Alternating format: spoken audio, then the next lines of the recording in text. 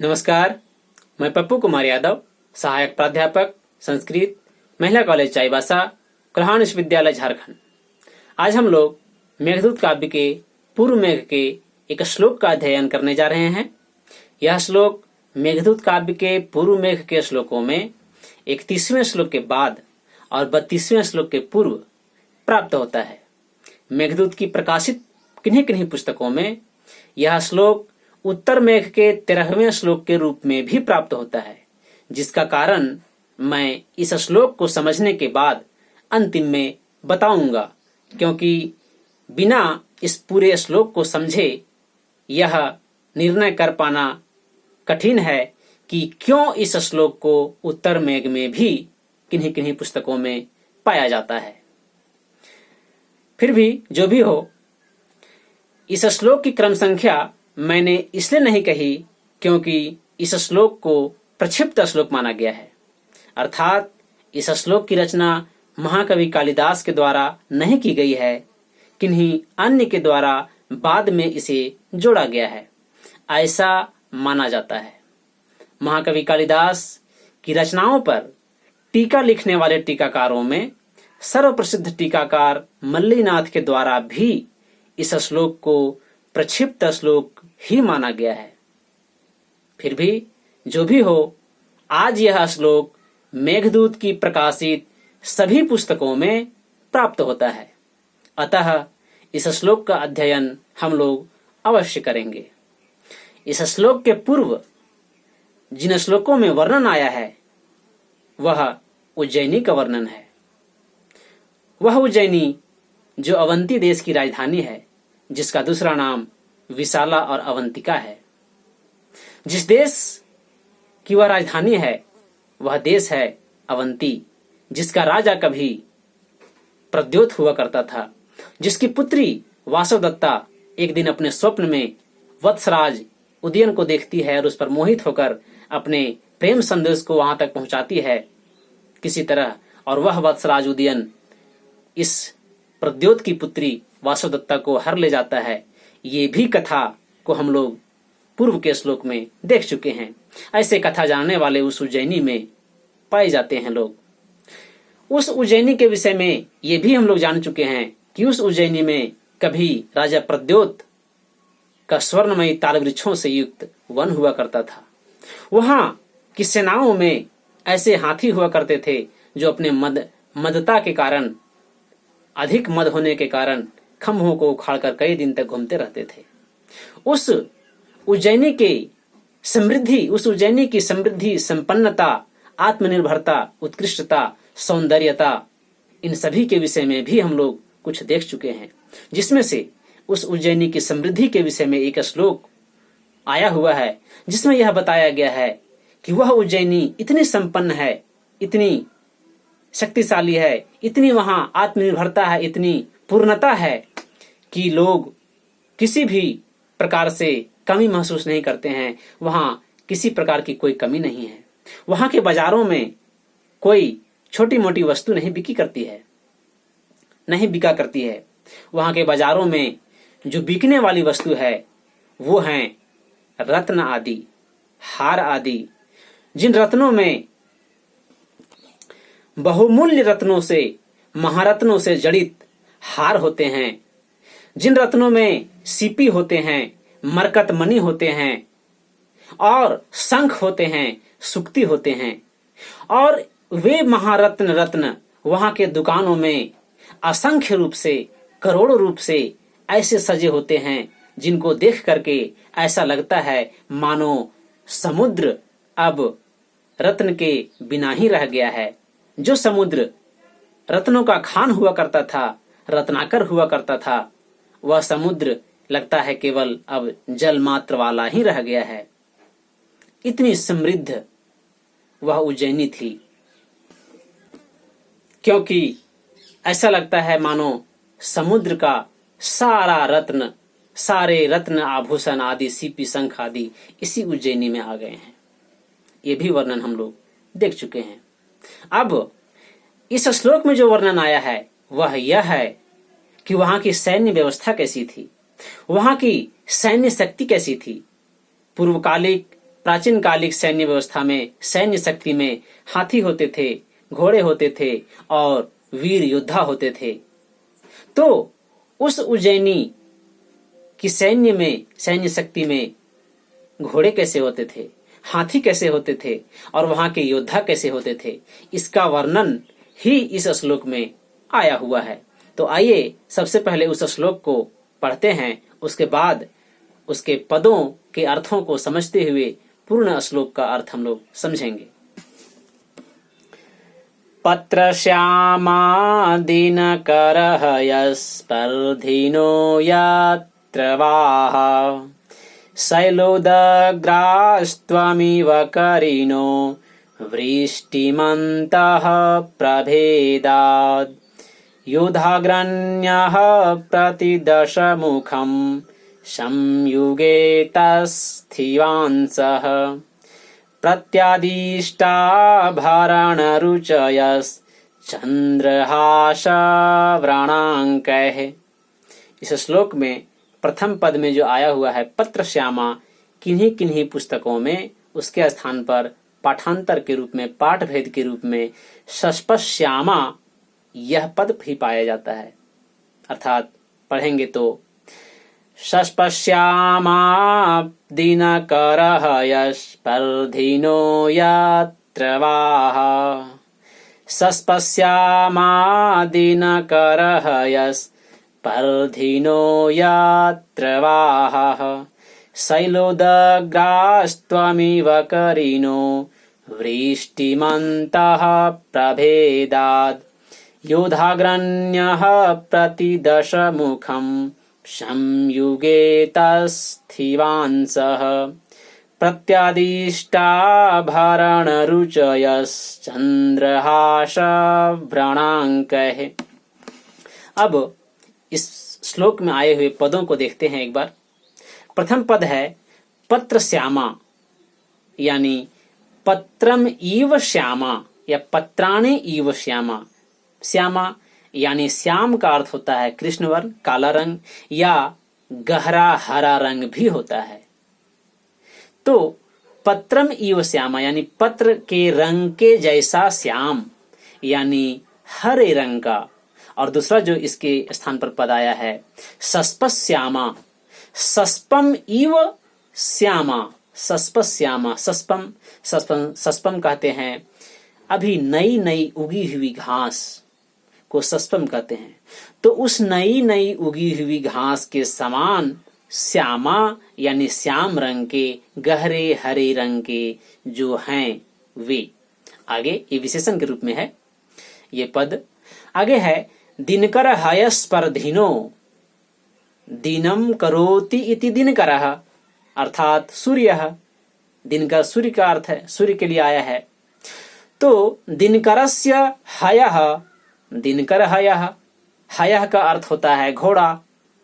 तो दिनकर के जो हय हैं यानी सूर्य के जो घोड़े हैं, तैः सह, तैः अश्वैः सह स्पर्धिनः, अर्थात उन अश्वों के साथ जो स्पर्धा करने वाले हैं वही हैं दिनकर हय स्पर्धिनः।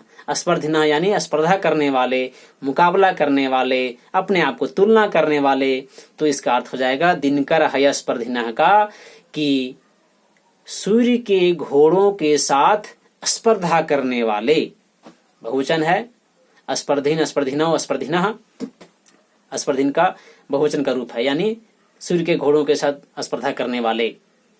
आगे है यत्र, अर्थात यस्याम उज्जैन्याम, जिस उज्जैनी में, इसका अर्थ है।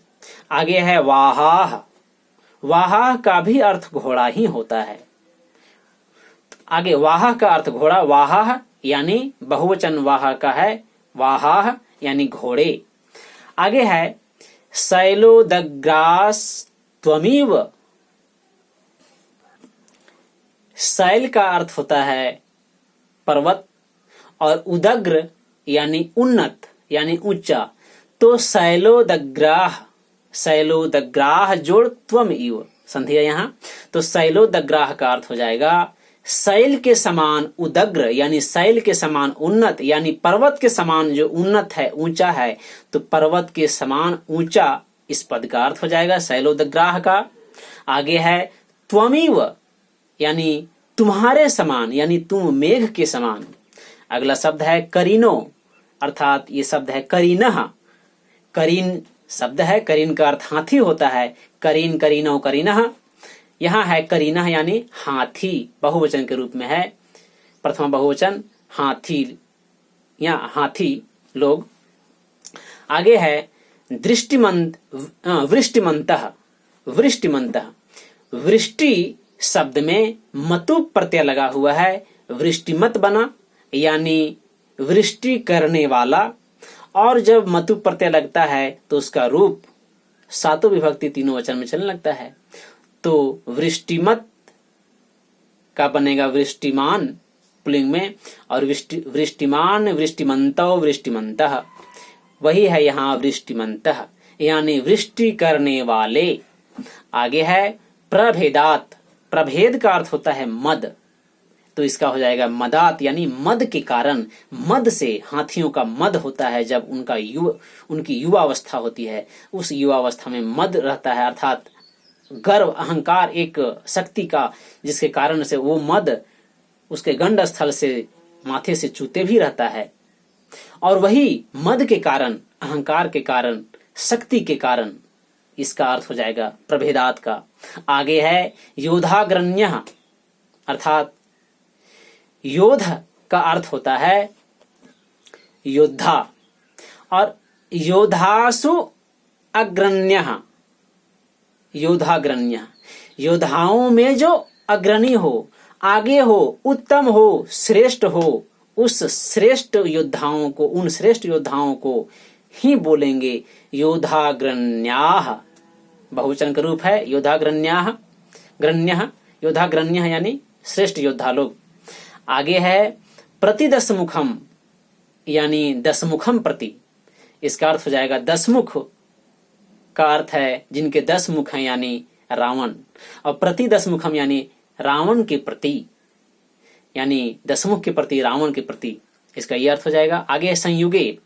संयुग जो शब्द है, संयुगः का अर्थ होता है संग्राम या युद्ध, और संयुगे अर्थात सप्तमी का एक वचन युद्धे, संग्रामे, युद्ध में, इसका अर्थ होगा। आगे है तस्थिवांसः।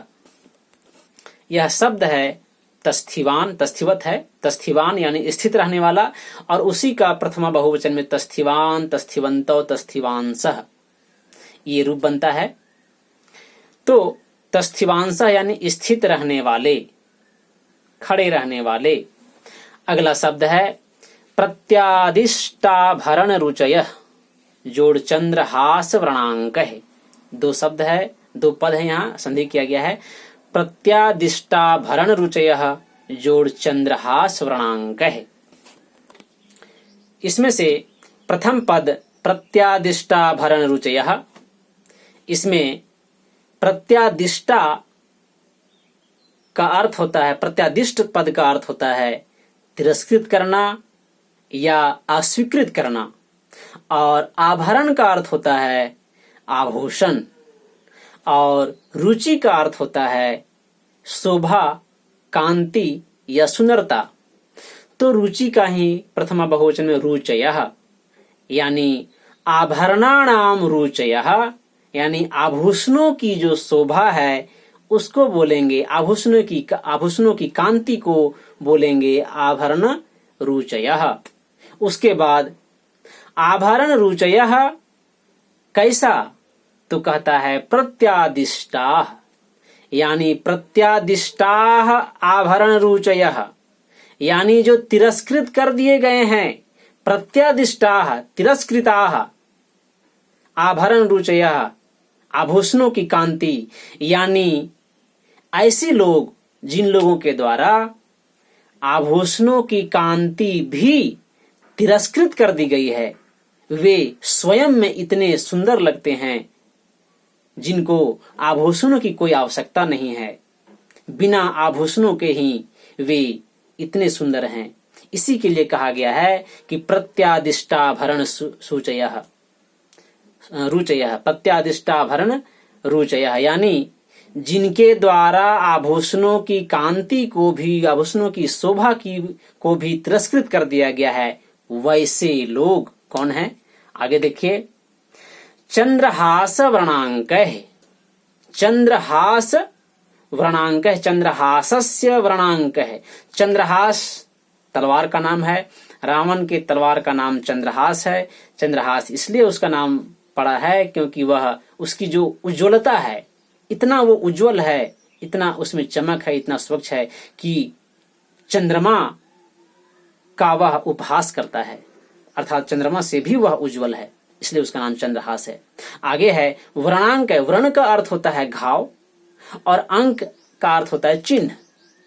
तो चंद्रहास खड्गः या चंद्रहासः है दत्तः व्रणः, चंद्रहास व्रणः, यानी चंद्रहास के द्वारा, चंद्रहास खड्ग तलवार के द्वारा जो घाव प्राप्त हुआ है, जो घाव वहां के सैनिकों को लगे हैं चंद्रहास खड्ग के द्वारा, उन घावों से बने जो चिन्ह हैं, अंक हैं, वे अंकों से युक्त, चिन्हों से युक्त, चंद्रहास के द्वारा दिए गए घाव से उत्पन्न चिन्ह से युक्त जो वहां के लोग हैं, वे प्रत्यादिष्टाभरण रुचयः, अर्थात आभूषण की कांति को भी वे तिरस्कृत कर रहे हैं। ऐसे उनके बाहु में, भुजाओं में इतने चंद्रहास के घाव पड़े हुए हैं और उन घावों के चिन्ह पड़े हुए हैं कि उनको कोई आभूषण धारण करने की आवश्यकता नहीं है।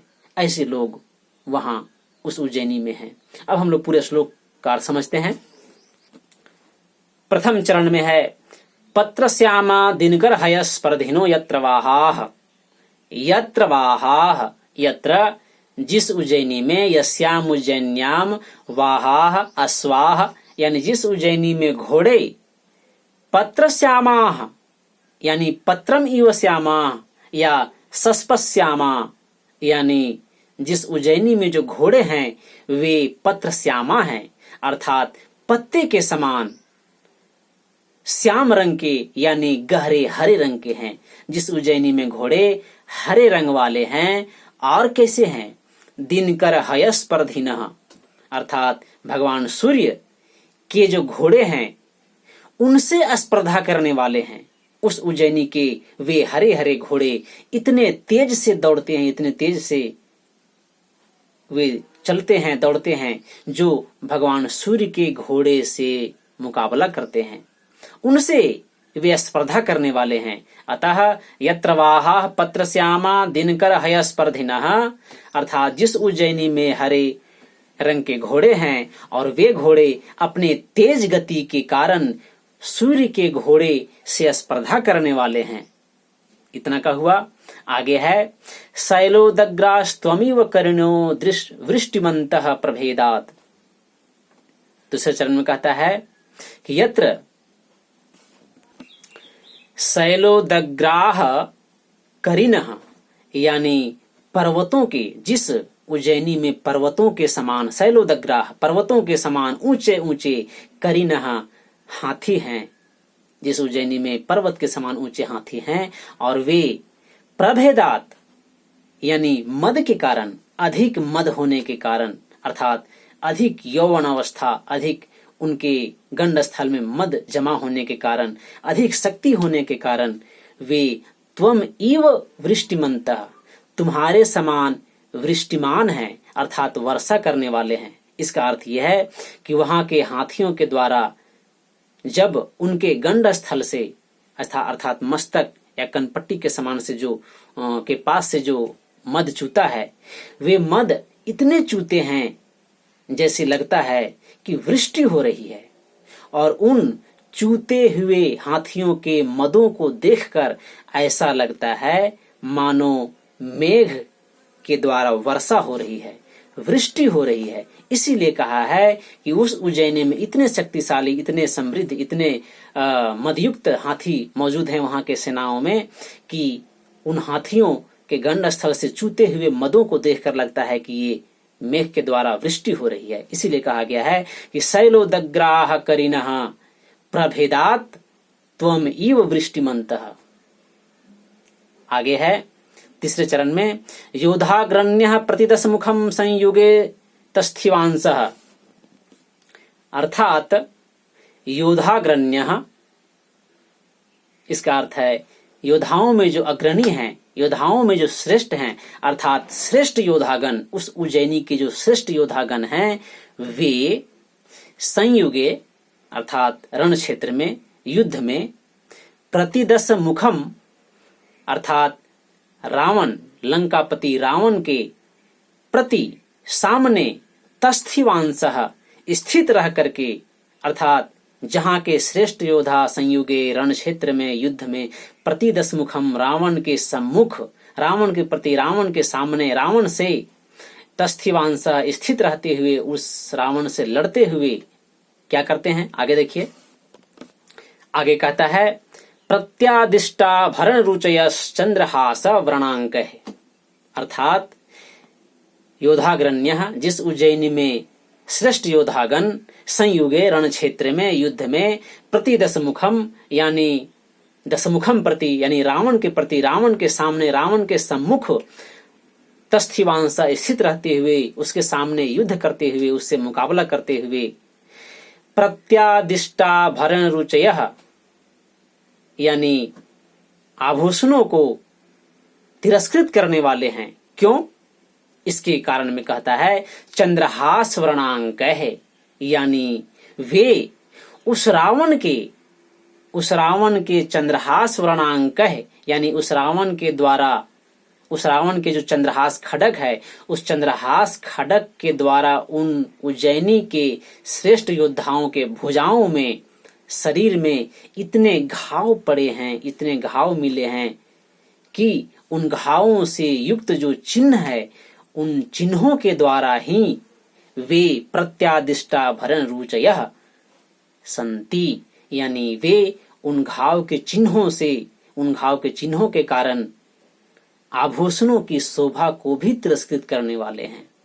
तो इन दोनों चरणों का, तृतीय चतुर्थ चरण का अर्थ हो जाएगा कि योधाग्रण्य प्रतिदश मुखम संयोगे तस्थिवांसः प्रत्यादिष्टा भरण रुचय चंद्रहास व्रणांक है, यानी योधाग्रण्य उस उज्जैनी के श्रेष्ठ योद्धागण संयुगे युद्ध में, प्रतिदश मुखम रावण के प्रति, रावण के सामने, रावण के सम्मुख, तस्थिवांस स्थित रहते हुए, उससे मुकाबला करते हुए, उससे लड़ते हुए, चंद्रहास वर्णांक है, रावण के चंद्रहास खड्ग के द्वारा दिए गए घाव से उत्पन्न चिन्हों के द्वारा ये प्रत्यादिष्टा भरण रुचयः यानी आभूषणों की शोभा को भी तिरस्कृत करने वाले हैं। अर्थात जिन आभूषणों को धारण करके शोभा बढ़ाया जाता है, ठीक उसी प्रकार के उन आभूषणों से कहीं उत्तम उन उज्जैनी के योद्धाओं में, श्रेष्ठ योद्धाओं में उस चंद्रहास के द्वारा युद्ध में चिन्ह पड़े हुए हैं, अर्थात घाव मिले हैं, घाव से उत्पन्न चिन्ह बने हुए हैं। उन योद्धाओं को किसी प्रकार के आभूषण की आवश्यकता नहीं है। इससे यह स्पष्ट हो रहा है कि वहां के योद्धा श्रेष्ठ लड़ने वाले रावण से भी मुकाबला करने वाले हैं। इतने वीर वहां के योद्धा हैं, इतने अच्छे वहां के सेना में हाथी हैं, जिनके गंडस्थल से हमेशा मद चूते रहता है, और मद उसी हाथी का जूता है जो सबसे शक्तिशाली हो, मदयुक्त हो, युवावस्था वाला हो, शक्ति युक्त हो। और वहां के जो घोड़े हैं वे घोड़े हरे रंग के हैं और इतने तेज से धावते हैं, दौड़ते हैं कि वे सूर्य के घोड़े को भी पीछे करने वाले लगते हैं, उससे स्पर्धा करने वाले होते हैं। इस प्रकार से पूरे श्लोक का अर्थ देखें तो यत्र वाह पत्र श्यामा दिनकर हयस्पर्धिना, अर्थात जिस उज्जैनी में घोड़े पत्र श्यामा हरे रंग के हैं और दिनकर हयस्पर्धिना भगवान सूर्य के घोड़े से स्पर्धा करने वाले हैं, और शैलोदग्राह करिणः प्रभेदात् त्वम इव वृष्टिमन्तः, यानी पर्वतों के समान ऊंचे ऊंचे हाथी, प्रभेदात मद के कारण, त्वम इव वृष्टिवन्तः तुम मेघ के कारण, तुम मेघ के जैसा, प्रभेदात तुम मेघ के जैसा ही, वृष्टिमंता वृष्टि करने वाले हैं। और योधाग्रण्य संयुगे, वहां के जो योद्धा लोग हैं वे संयुगे युद्ध में प्रतिदश मुखम तस्थिवांस यानी युद्ध में रावण के सामने स्थित रह के उससे मुकाबला करते हुए चंद्रहास वृणांक है, चंद्रहास रावण के खड्ग चंद्रहास के द्वारा दिए गए घावों के चिन्हों के कारण प्रत्यादिष्टाभरण रुचयः अर्थात आभूषणों की शोभा को, कांति को भी तिरस्कृत करने वाले हैं। ये इसका अर्थ हो जाएगा। हिंदी में देखेंगे तो यक्ष मेघ को कहता है कि हे मेघ, जहां जिस उज्जैनी में घोड़े हरे रंग के हैं और वे अपने वेग के कारण, अपने तेज दौड़ने के कारण सूर्य के घोड़े से स्पर्धा करने वाले हैं, वहां के हाथी पर्वत के समान ऊंचे हैं, जो अधिक मद चूने के कारण वृष्टिमंतः अर्थात अधिक मद चूने के कारण तुम मेघ के जैसे वृष्टि करने वाले लगते हैं। और वहां के योद्धा युद्ध में रावण के साथ युद्ध करते हुए, रावण से युद्ध करते हुए उस रावण के चंद्रहास खड्ग से पड़े हुए घावों से उत्पन्न चिन्हों के द्वारा आभूषणों की शोभा को भी तिरस्कृत करने वाले हैं। ऐसी उस उज्जैनी की सैन्य शक्ति थी, ऐसी वह उज्जैनी है। ये वर्णन यक्ष मेघ को कर रहा है।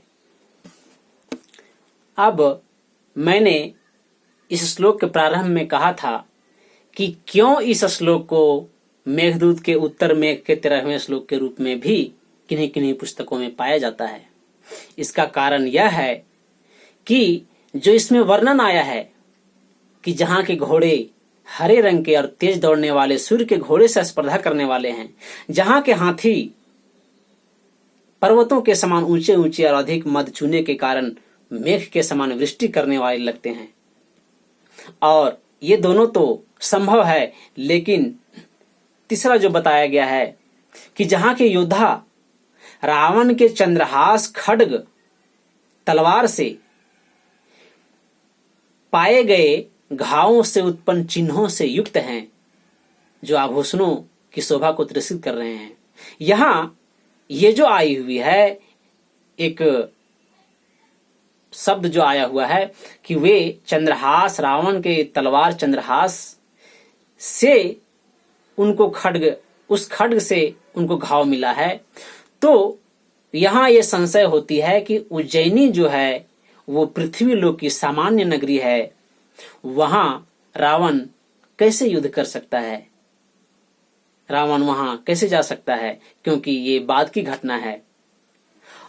और जो अलकापुरी का वर्णन किया गया है उत्तर मेघ में, उस अलकापुरी में रहने वाले यक्ष हैं और वहां के राजा कुबेर है, और वे सभी देव कोटि की, देव योनि की जातियां हैं।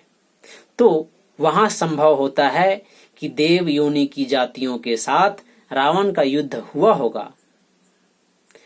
इसीलिए कुछ लोग ऐसा मानते हैं कि जो इस पद में यत्र पद आया हुआ है इस श्लोक में, वो यत्र पद अलकापुरी के लिए आया है।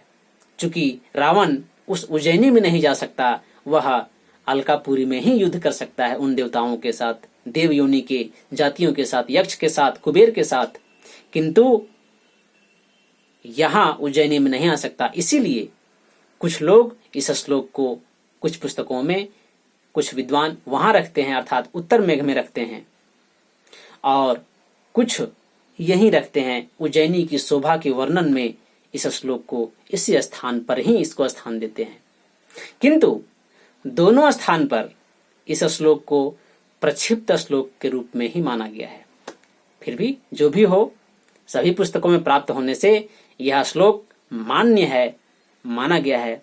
तो इस श्लोक में इतना ही। इसमें कुछ जो छोटे प्रश्न बन सकते हैं कि वहां के घोड़े कैसे थे, हरे रंग के थे, किससे स्पर्धा करने वाले थे, सूर्य के घोड़े से स्पर्धा करने वाले थे, हाथी कैसे थे, पर्वत शैलोदग्राह थे, पर्वत के समान ऊंचे थे, वे कैसे लगते थे, तो वृष्टि करने वाले मेघ के समान लगते थे। वहां के योद्धा किसको तिरस्कृत करने वाले थे, तो आभूषणों की शोभा को, कांति को तिरस्कृत करने वाले थे। इस प्रकार के जो छोटे छोटे प्रश्न बनेंगे उसको तैयारी करते हुए और आगे हम लोग दूसरा श्लोक देखेंगे। आज इतना ही, धन्यवाद।